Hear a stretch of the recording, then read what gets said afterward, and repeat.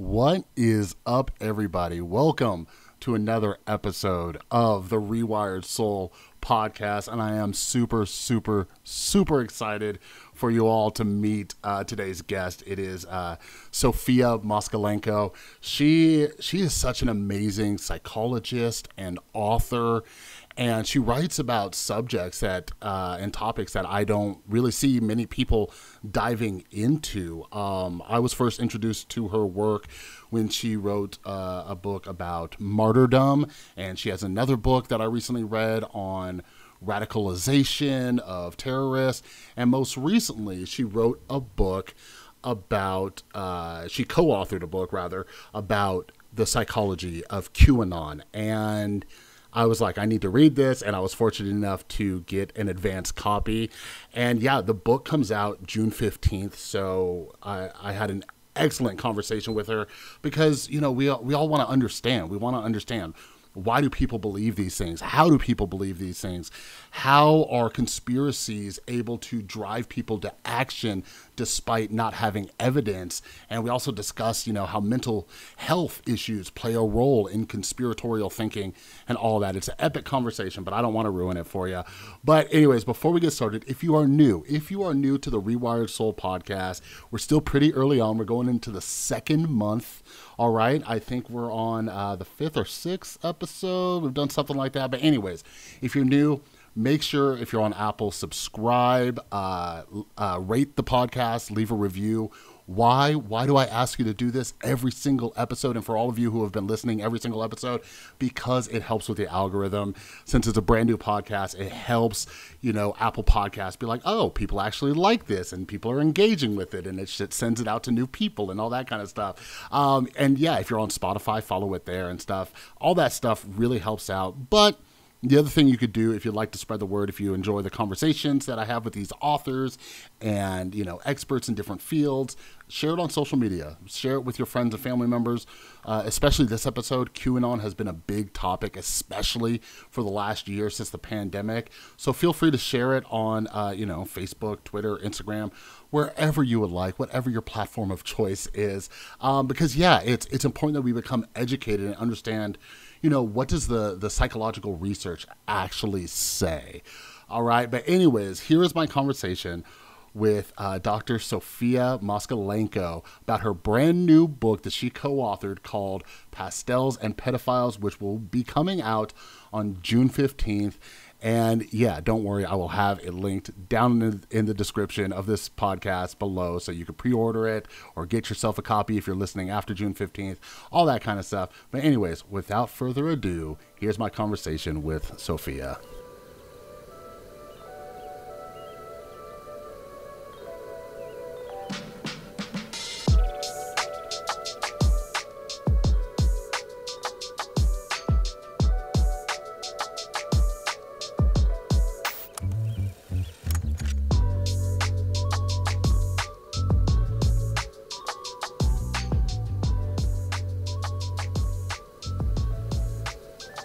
And yeah, now you're working on the subject of incels. I love everything you research, Sophia. You are just you are my favorite. But anyways, thank you so much for coming on the podcast, and we'll talk soon. Okay. Thank you for having me. All right. So Sophia, thank you so much for joining me. So yeah, let's start with an introduction, because you are a writing machine. Yeah,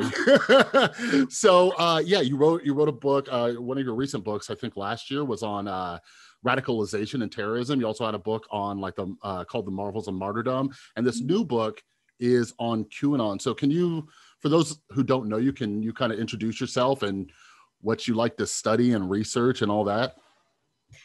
Right. So my name is Sophia Moskalenko. I am a psychologist, both social and clinical psychologist, and I have spent most of my career thinking about and researching and writing about radicalization and terrorism. And just recently, my interest has shifted to adjacent phenomena such as self-sacrifice, martyrdom, and most recently, conspiracy theories, because if you think about it, it's kind of a radical idea to believe that our government, for example, has been captured by a cabal of baby raping, blood drinking, Satan worshiping, people. So and yeah, one of the things I love about the work you do and the writing and everything like that is it's really difficult to have like a nuanced conversation about this, right? Like even with mass shootings in the United States and how terrible they are, or terrorism, and you write about like suicide bombers and all that, or the people who stormed the Capitol, but you provide this like kind of deep look at like their personal stories, and like nobody wakes up one day and is like, hey, I'm gonna go blow myself up. So like what are some of the misconceptions that you've recognized about people who are radicalized, or even through your research on this upcoming QAnon book, what are some misconceptions about them that you've noticed? I think the biggest one is that we tend to think that these people are so not like us. They're just so weird. They are foreign, they are evil, they're crazy. And I think it's a natural way of thinking about something threatening. We want to put distance between ourselves and that thing or that person. But this way of thinking also stops us from really understanding what can motivate somebody to this action that's from our perspective seemingly crazy, but from their perspective might not be. And without understanding it, we stand very little chance of living with these people in a way that is productive and peaceful for all of us. And in the case of QAnon, we're not talking about some small group somewhere in the mountains of Pakistan. These are our friends and neighbors. The polls that we have that represent the American public show that about 15 or 17% of American adults believe in QAnon conspiracy theories. So that projects to something like 35 million American adults, right? So we should really try to understand their motivations, because they are such a huge part of our community. Yeah, absolutely. And yeah, we'll talk a little bit more about like the mental illness aspect of it, but like something that I've noticed is like kind of like what you were saying, like we want to distance ourselves, put people in categories, we have good and evil, and we have sane and crazy and all this. But, I've been really interested in the psychology of conspiracy theorists and stuff like that. And you see how many of them have like, good jobs, and they have a living, they make a living, and they have a family, right? So it's a little strange that we're like, oh, these people are just crazy, or they're dumb for believing this. So from your research and looking at all this, how would you explain, this phenomenon of like smart, intelligent people who do well in all other aspects of their lives believing things like, like you mentioned, like, the global cabal and the baby killing and all that kind of stuff. How do you have those two things at the same time, intelligence and belief in these conspiracies? So my understanding of it from reading through case studies, profiles of believers, and from survey data and things like that, is that there are two kinds of answers to this question. One has to do with just really large cultural phenomena that we're all experiencing, but some are more affected by them than others. And the other is more personal psychology side. So on the cultural side of this, we're living through very rapid changes in all aspects of our lives. The country that most of us grew up in is no more. Right? What things that we used to take for granted that were like cornerstones of our moral universe, that the government is benevolent and we can trust it, that organized religion is a moral authority and we should use its guidance for determining what is a good behavior, who's a good person, and what is a bad behavior. that science and medicine are these arbiters of objective truth. All of these things were just shaken to the core in the past few decades with news about government corruption on TV and social media day and night, and with organized religions, pretty much all of them in the United States going through exposure of years and years of horrific sexual abuse against children that they were entrusted with actually guiding to be morally good people, right? These scandals about painkiller pharmaceutical companies that produce them were actually conspiring with medical professionals and scientists to cover up the facts of these drugs being highly addictive, and actually to kind of get people hooked on these drugs so that they would make profits off of them at the same time as they were investing in rehabs and making profits there.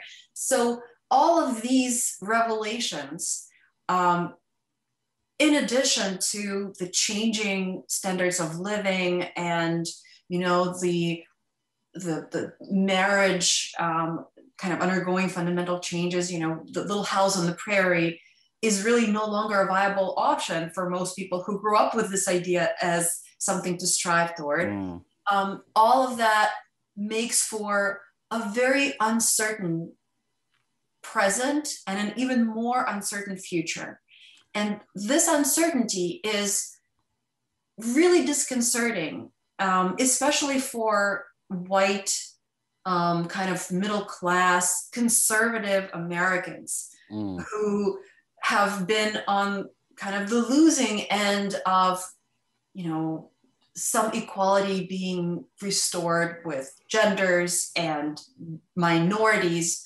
So especially for them, these changes are can be very traumatic. And searching for what is right and what is wrong, what is morally good and who is a morally good person,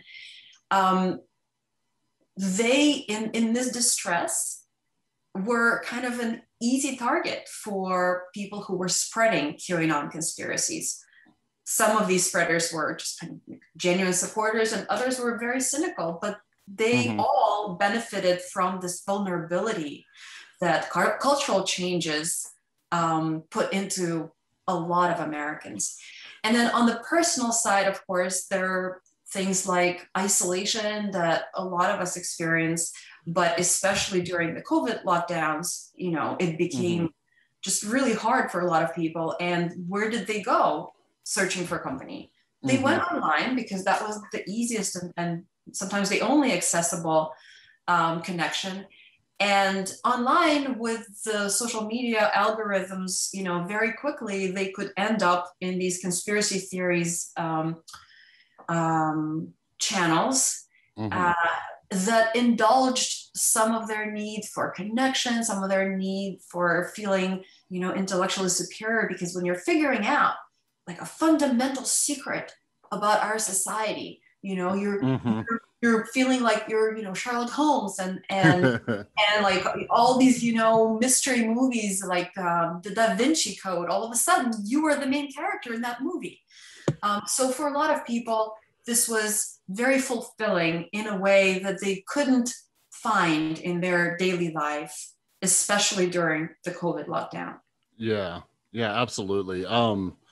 Yes, you made so many great points, and the book was phenomenal because you really dive into these, you know, these various scenarios, because it's not just like a one size fits all, but, you know, something I've been personally, you know, just noticing, and maybe it's because I used to have my own issues with control, right? Like I don't know if, you know, your research has, you know, touched on this as well, but like this, when we feel this lack of control, we start getting that kind of conspiratorial thinking, right? Like you were mentioning conservatives and middle class America, and there's these changes happening, and, you know, it's almost like when you're in your own bubble and everybody agrees with you, this other stuff happening seems like, wait, how is this possibly happening? So when you come across some theory that, maybe there's a bunch of elites like doing this and, manipulating everything, you're like, oh, okay, well, now I have some explanation,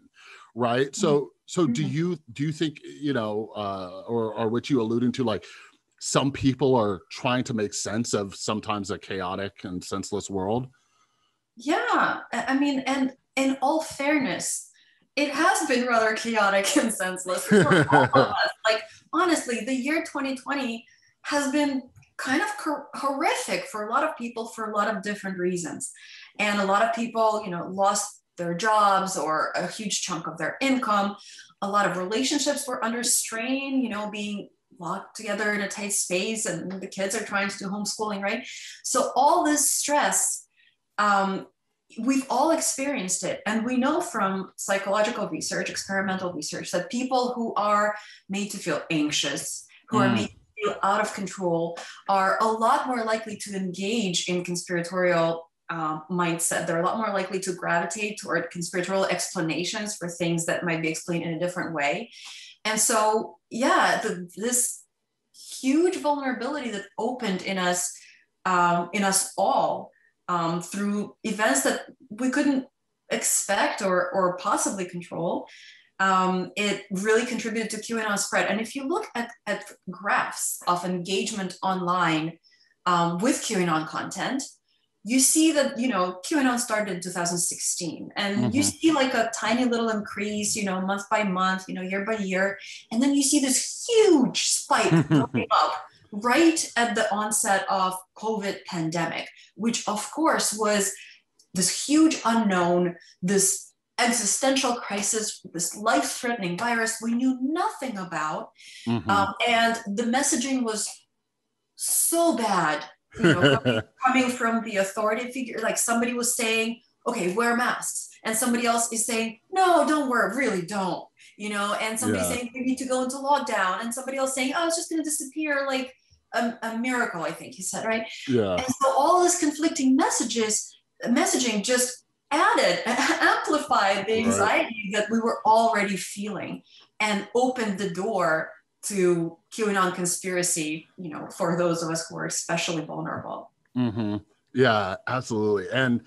And so here's something that I think about, and God, I could talk to you all day about this stuff. So one of the things I think it's difficult for the average person to understand about, QAnon or other conspiracy believers is, we think, rationally, when you're presented with evidence counter to what you believe, then that should sway your opinion. But that's not what happens, and we can look at, QAnon on January 6th, and, many of them still believe that the, the election was fraudulent, and, somehow Donald Trump's still going to be elected. And, people are like, well, there's no evidence of this, so you shouldn't believe that. So I guess my question to you is, like, I don't know, because I also want to talk about the work of Leon Festinger too. So maybe. Yeah, that was an excellent question. Like, 2 questions of yours are just, I would love to answer them. So if you want to lay it on me.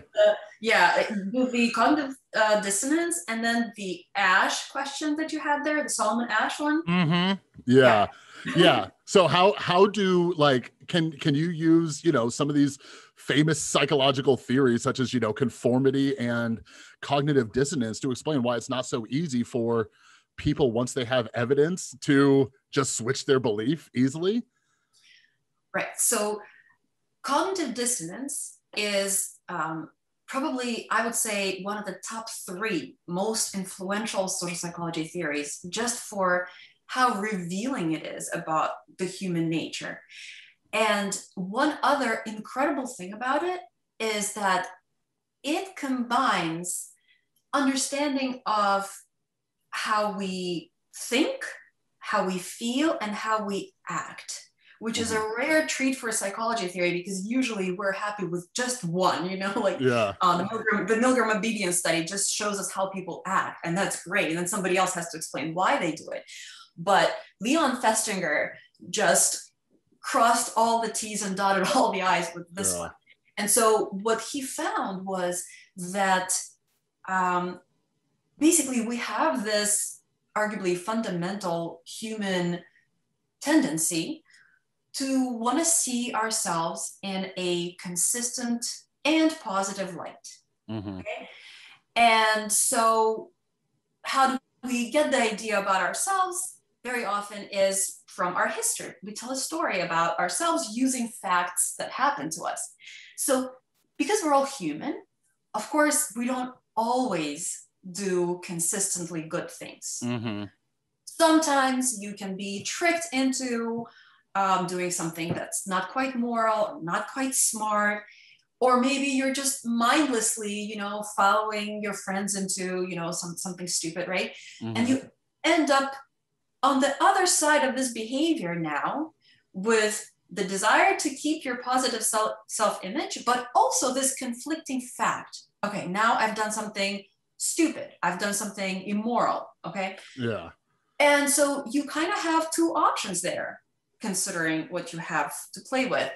You can either change your belief in yourself and say to yourself, maybe I'm not quite the upstanding citizen that I had come to think of myself as. Mm-hmm. Or you can change your opinion about the behavior that presents a challenge to that self-image. And the thing that happens at the same time is that we experience this very unpleasant anxiety. So when we have this self-image challenging, factoid, we need to reconcile it. And until we do, we feel the cognitive dissonance, which manifests as anxiety. Mm-hmm. So we have this motivation. And Festinger found that on average, what we do is, instead of changing our idea of ourselves, we change our idea of the action that we've engaged in as being stupid or immoral. So, maybe I participated in some party with my friends that ended up, getting busted by police. Mm-hmm. And now I don't have a driver's license because I'm under 21 and there was, booze there. Mm-hmm. Do I think of myself as a stupid person? No, I kind of tend to think that, this party was really important for my, social development. And, I would be ostracized by my friends if I hadn't gone. And what kind of future would I have if I don't have friends? So actually, maybe it wasn't that stupid to begin with. Mm-hmm. So if you think about people online participating with content that maybe gets progressively weird, but at the same time as it happens, they're developing connection with people who are also online and they're chatting with them or they're liking their posts or whatever. Maybe they find themselves, after an hour or two, kind of taking a break from the computer and thinking, well, that was kind of radical, what I just mm-hmm. posted there, or how I reacted to that post. And, I wonder if people who are receiving my updates would think that I'm a little crazy, or a little stupid. Yeah. And instead of actually, changing the idea of their action as being maybe not quite right, they upvote the content to now being, no, this is actually a really good idea. And if they can't see it, then it's on them, because I am a smart person. And if they can't see it, then maybe they're not. Okay. And so mm-hmm. another question you asked me gave me a mild panic attack for a couple of seconds because I hadn't thought of it before. And that was that, Solomon Asch experiments on conformity showed that when a whole group is stating something that's plainly false, mm-hmm.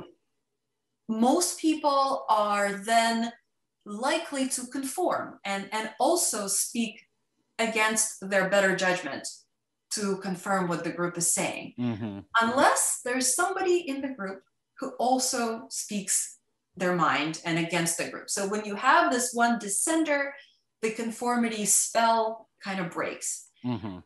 And you asked me, well, how do we understand then this finding? And maybe, even we've experienced it ourselves, that when you confront people online with facts that contradict their stated opinion, mm-hmm. they tend to double down and Yeah. triple down and just become more entrenched than ever in the opinion that you have facts against and they have nothing but commitment. How does it square?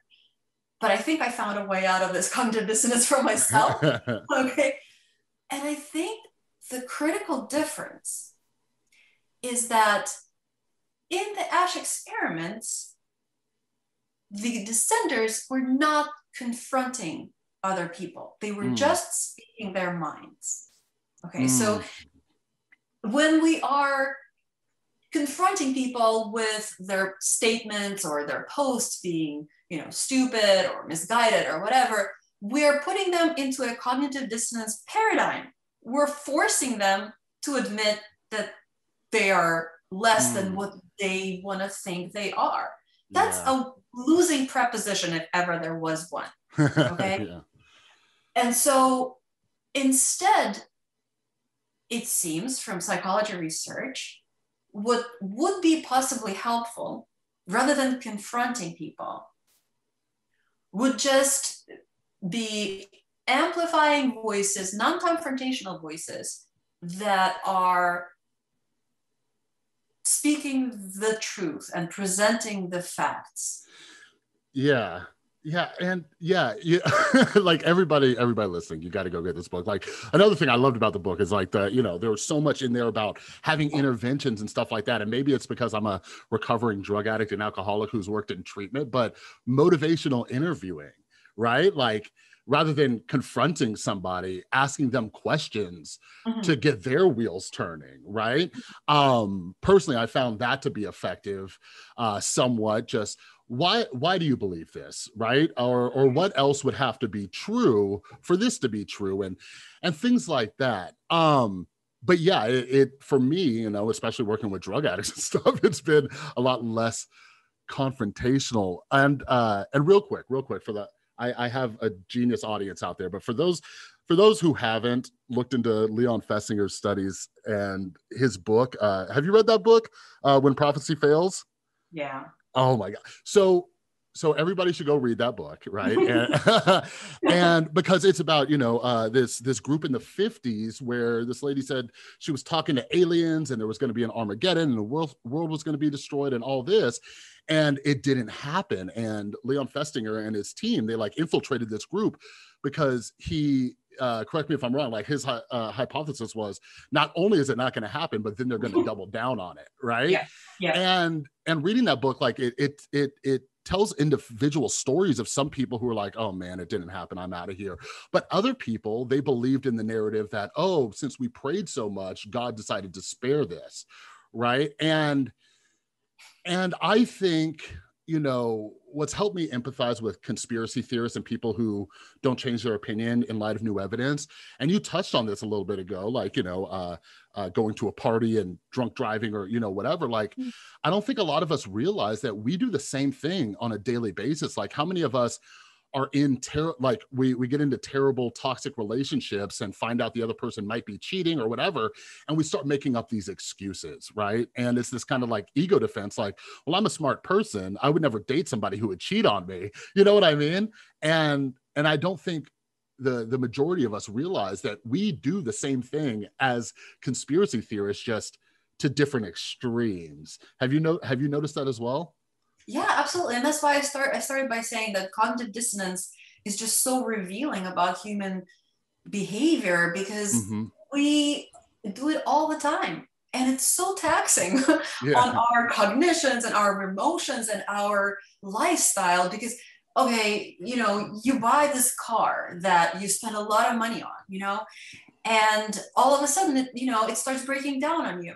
And instead of just admitting to yourself that you made a bad choice, you now start buying merch from the dealership, like signal to the world that actually, no, this was a great decision. And, this is a great car and this was a good choice.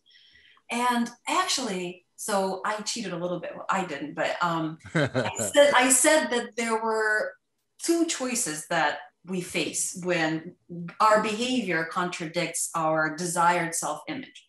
There's actually a third choice. And If you're interested, Elliot Aronson is the one who's done research on that and really advanced that idea. Okay. But I kind of talk about that a little bit in this book as well. And the third choice is to develop awareness and mindfulness about this anxiety that comes up at times when our human, non-perfect behaviors run into our, perfectionist idea of ourselves. Mm-hmm. And developing this awareness and this mindfulness would hopefully lead you to a place where you are just sitting with this anxiety and being okay with it. It's okay to do things that are not perfect, because nobody is. We all make choices that are stupid and do things that are not quite moral. And in a way, the society kind of, with the pace of life that we're living in the modern American society, it doesn't give us a chance to develop this kind of mindfulness and patience with ourselves. But I think it's a worthy endeavor, because at the end of it, it would give us a lot more space to just enjoy life the way it is, with all of its imperfections. Right. Yeah. Yeah. It's something I tell people when they ask me, like, oh, what kind of books, what are your favorite types of books? And, for for a lack of better words, the crude way I put it is like, I love reading books that remind me how dumb I am. Right. Like, and I come, my personal experience is different, because I was a drug addict for 8-9 years. And, when people are in addiction, we're absolutely insane. And I finally was able to recover once I realized, hey, maybe you're not the smartest guy, Chris. Maybe some of your beliefs are incorrect, but that's one of the most difficult things. So, I see that with other people, because yeah, like you're saying, like, when we admit that, we made a mistake, or we made a bad judgment, or, whatever, or think about how much time people put into QAnon and stuff like that. Like, people will spend hours and hours and hours diving into the rabbit hole, and nobody wants to say, like, oh, I just wasted hours of my life, or people who were part of this group for months or years. Right. And yeah, it's crazy, but I think we all need to, just a little bit of that intellectual humility, and just say, hey, sometimes I get it wrong, but and it's okay. Yeah, and go it's ahead. Okay. Yeah. And here's the difficult part for me. And this is maybe a little bit more philosophical, but I want to ask your thoughts on, like, the free speech debate, right? Like, we have this idea, especially here in the United States, where it's like, you could say what you want, you could believe what you want, you have religious freedom too, and all this stuff. But when it comes to QAnon, we have had, and you talk about quite a few of them in your book. Like, you you wrote about stories I didn't even hear of, and I thought I knew all of them. But we get to a point where people take action. The most probably notable one is the guy who went down to Comet Pizza to stop the crazy, child sex trafficking, and he went there with a gun, right? And we've heard other stories of, people getting hurt or killed. And then most recently, we had the Capitol insurrection on January 6th. So my question to you is, in this country of free speech, and I've been asking a lot of people this, like, where do you think that balance is, where people have the right to believe what they want, but we also don't know when that speech or belief is going to turn into action? Right. So there are limits on free speech, even in this very free country. You can't yell fire in a crowded movie theater, because it's likely to cause, injury and death to some people as they rush for exits. You can't, you can, but it's punishable by law. If you say that you're going to kill somebody, you're going to be subject to probably some police actions and so on. And with this, online world that we are furiously entering, at the speed of light, we want to have a serious conversation as a society about what kinds of limits on free speech we can accept that wouldn't at the same time destroy the fabric of this constitutional democracy. Mm-hmm.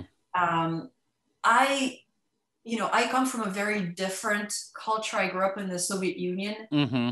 where propaganda was just spoon fed to us literally since, birth. Mm-hmm. And I was a young adult my late teens when the Soviet Union fell and all the ugly truth of it came out. And so to me, it is absolutely clear, also as a psychologist, how much damage speech can do. It's free, but it's not free to us as a society when we have to deal with the consequences of a large swath of our population being taken kind of hostage, mentally, by a bunch of grifters is really the best way I can describe it. Mm-hmm. And so I don't have the answer to this. I believe that these huge social media companies like Facebook and Twitter, Mm-hmm. they should not have the same freedom as mom and pop, online magazine should have. They have become very much like a public square, and we regulate those. You can't just set a fire in the public square. Mm-hmm. And again, but there are going to be consequences. And so I think what happens on Facebook and Twitter should be regulated. And I think the current levels of secrecy that these companies maintain, making it impossible for researchers to really understand what happens there, are not right.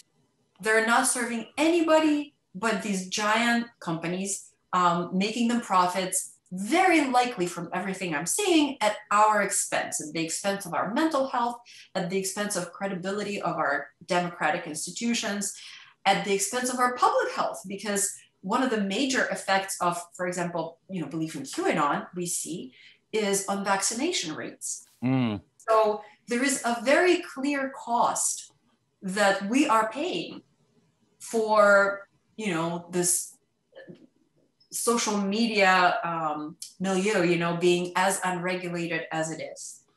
Yeah, absolutely. And that's something I think about a lot. And,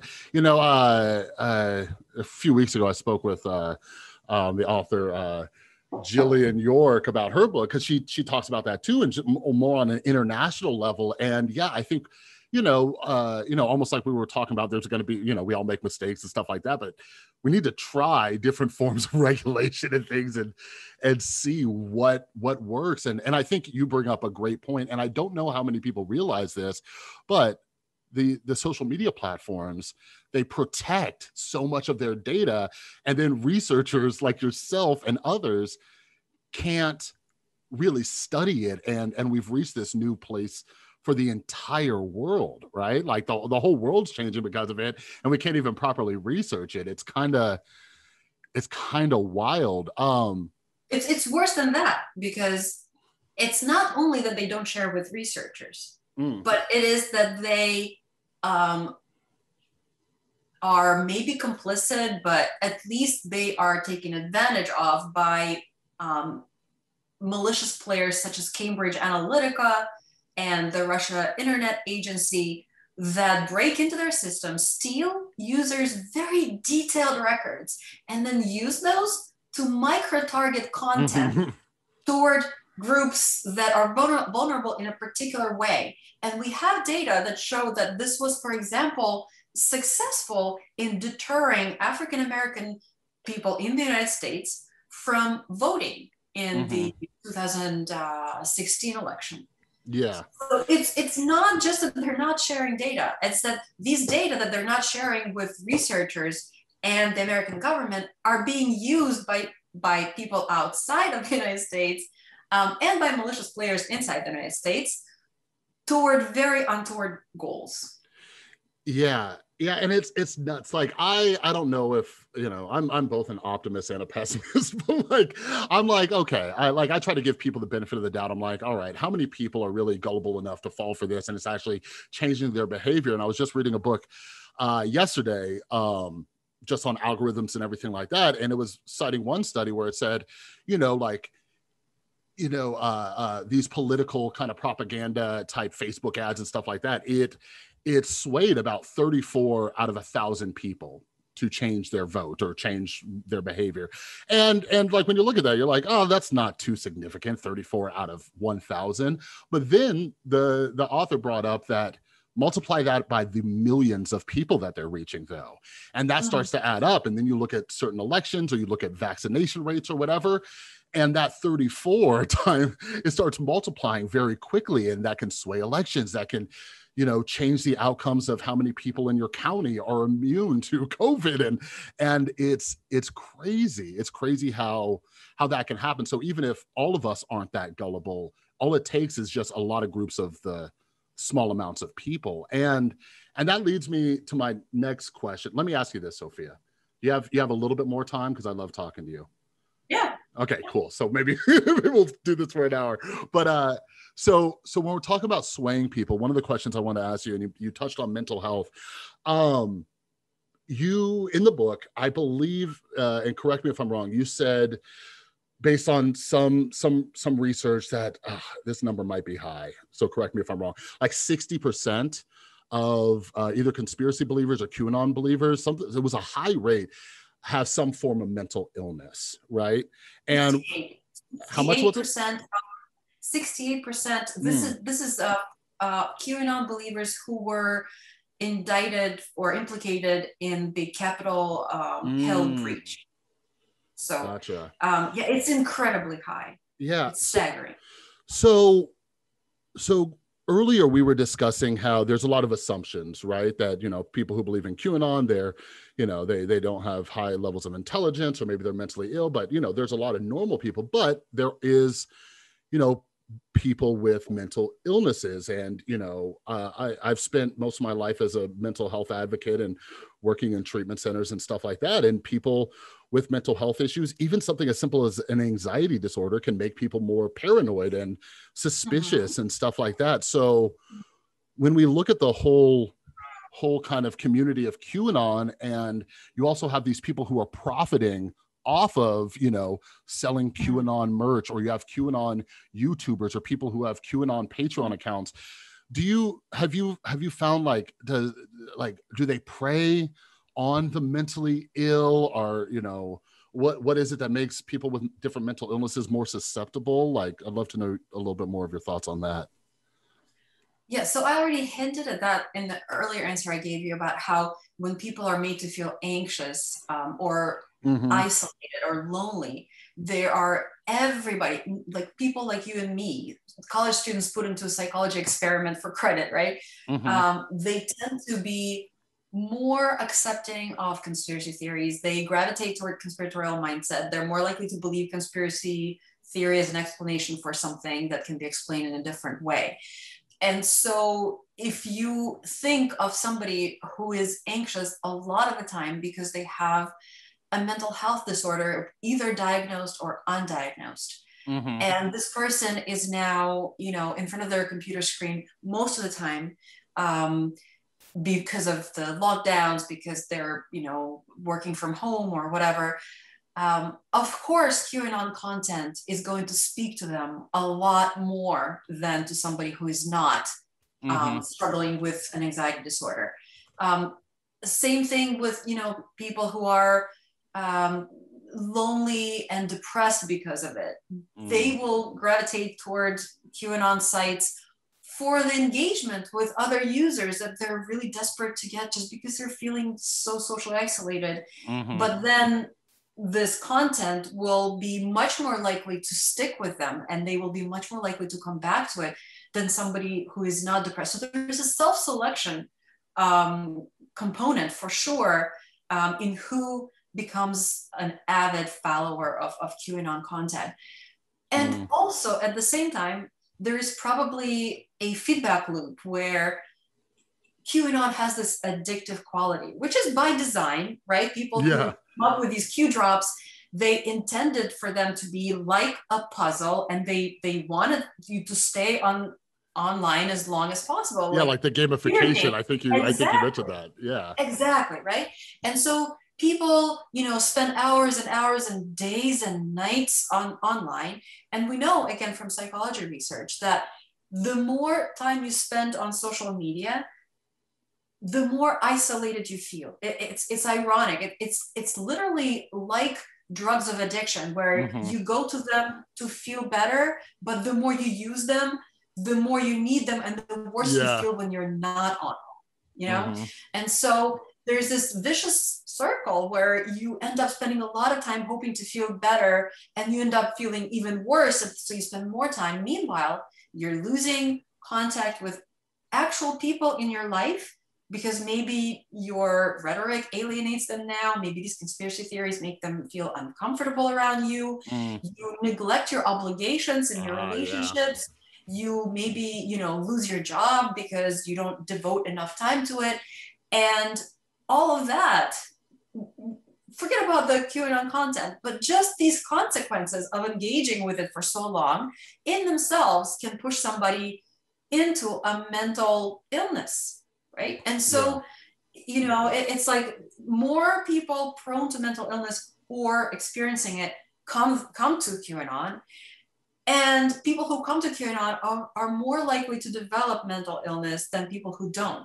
And so altogether, it's kind of like a perfect storm. And you add to that all the objective, measures. During COVID lockdown, everybody experienced a kind of stress that has taken a toll on our mental health.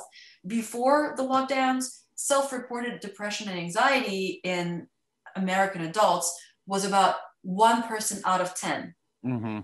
After the lockdowns, that number quadrupled.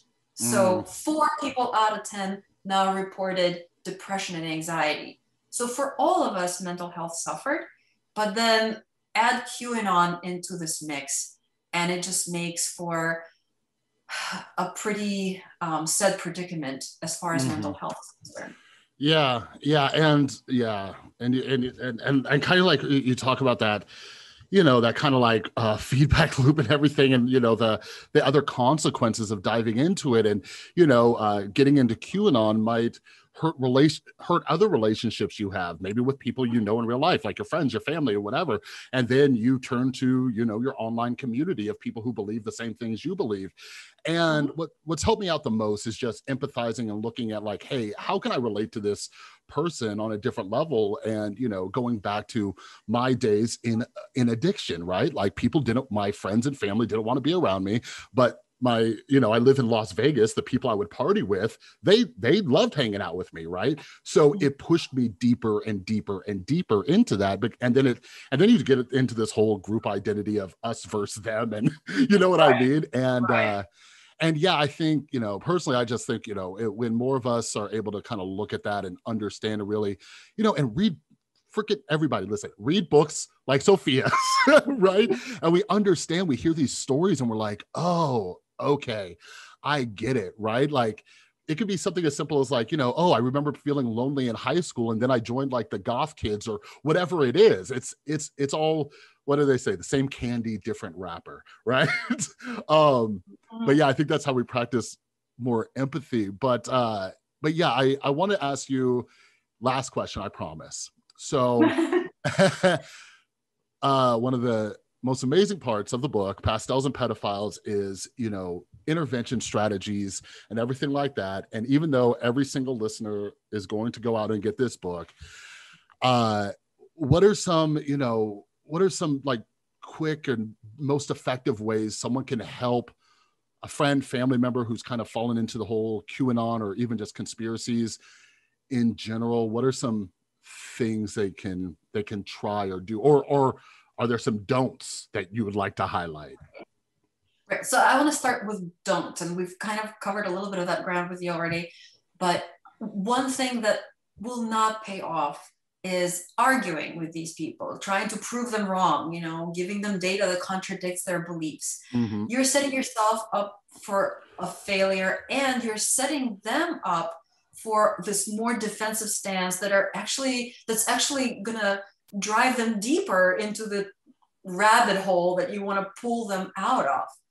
So that's not a good idea. What is a good idea from research, again, in psychology, is to offer them companionship. Just if you can, stick with them and be there for them, because a lot of these people are hurting in different ways. Like maybe they do have a mental health problem, maybe they don't, but they are just shaken by the many ways in which their lives have changed and will likely to change. A lot of these people are feeling lonely, feeling rejected, isolated, uncertain. And so if you are in their lives, you have a role, an important role, and that is to just be there for them in your shared humanity. Asking questions rather than arguing, telling them the simple phrase, I understand how you feel. Research has shown that this phrase is likely to reduce anxiety on the other person and make them more likely to have a constructive dialogue with you. So you don't have to agree with them on the content of their beliefs to tell them that you understand how they feel. Yeah. So connecting with them on this, human emotional plane and leaving the intellectual cognitive plane aside for the time being.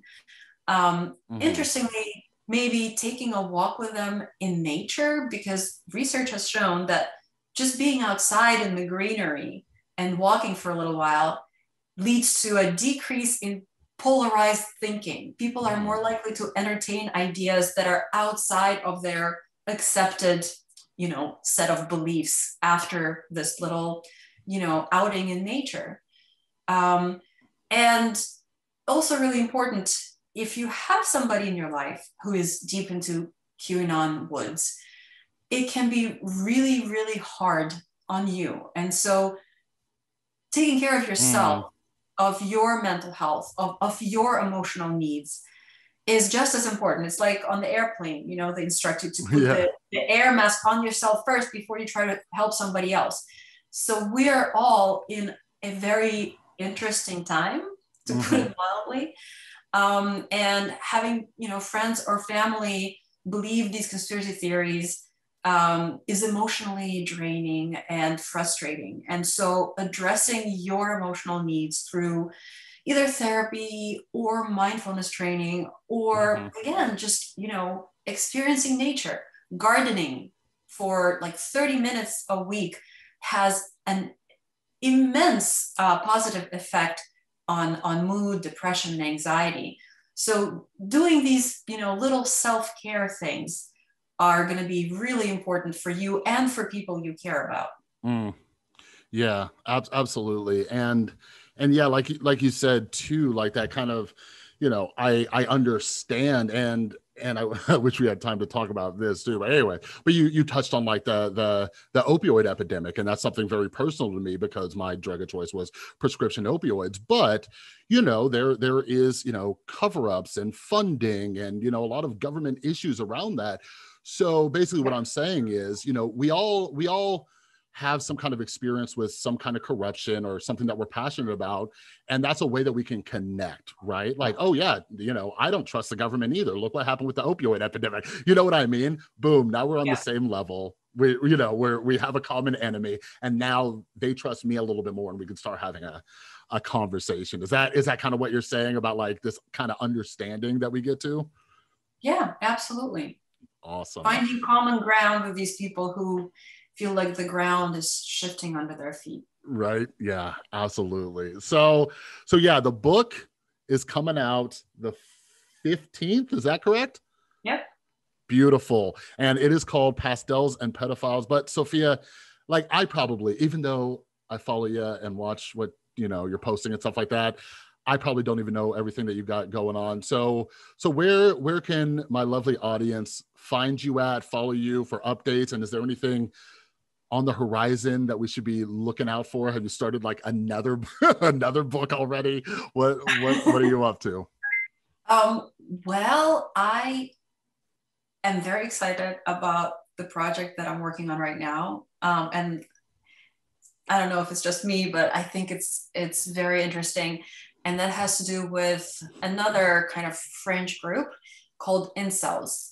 These are men who call themselves incels, which is shorter for involuntarily celibate. Mm-hmm. And I am looking at a huge data set with their responses, and it's just mind-boggling. And I can't process it fast enough. There's not enough hours in the day, because I would love to understand. There's so much there. Mm-hmm.